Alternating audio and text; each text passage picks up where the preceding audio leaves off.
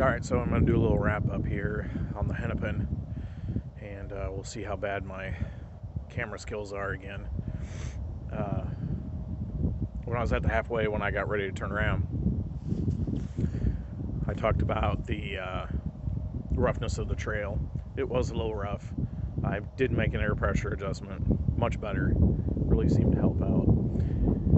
From the previous video, I don't want anyone to think that the Hennepin's not worth your time, even the feeder. Really, it's a underutilized trail system. I think it's 122 miles total. Goes from the Quad Cities all the way to the east, and then the feeder canal kind of heads north to Sterling. Out of there, it's really a nice trail, and there's some really neat stuff to see on there. The feeder was a little different because, like I said, you don't see the locks and the drawbridges and the little parks every so often, but there are little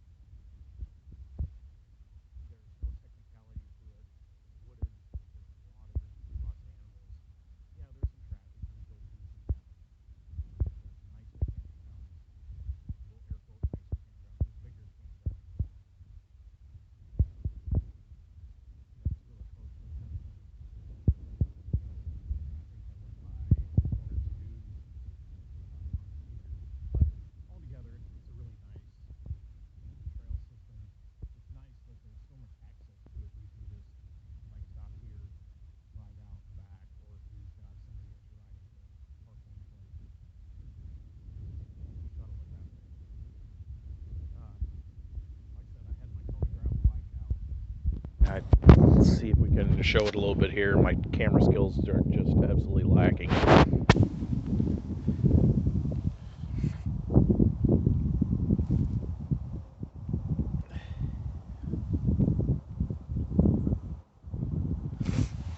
That's my Kona Libre.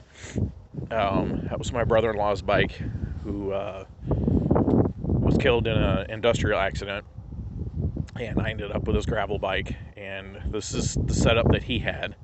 I'm getting ready to change the water bottle holders out. I don't like the water bottle holders with the bag. I love the Revelate bag. It makes a real nice place to put all your stuff on a day trip. I haven't had it out multiple days yet, but I've had it out on some longer trail stuff. Nothing too extreme or anything, but it's a really nice bike. Only weighs about 28 pounds. It's aluminum frame. It does really well up here on the Hennepin.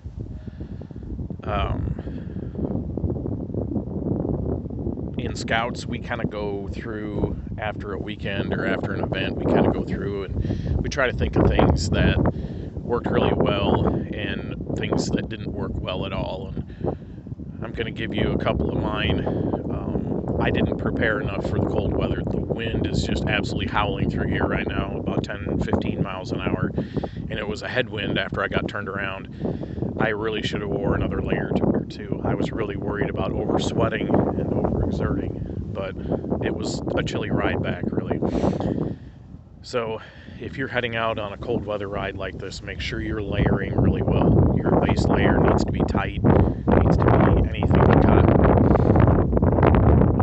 Where a my mid layer probably isn't thick enough, and my outer layer wasn't thick enough either. But you learn every time you're out. Hopefully you can learn from what I've done. But my one really good score from this trip was these lobster claw gloves. It says no full. I can't even really pronounce it.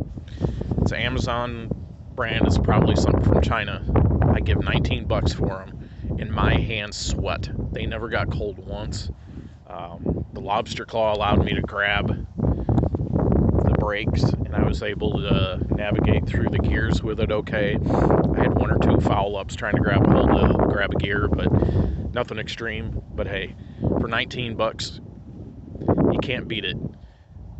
A lot of my stuff isn't real name brand, and some of my stuff is used because, you know, some of these brands I can't afford. But if you're going to try out winter biking, which I highly recommend, we don't need to be 2-season, 3-season riders. We can ride all year long and keep ourselves fit and get out and enjoy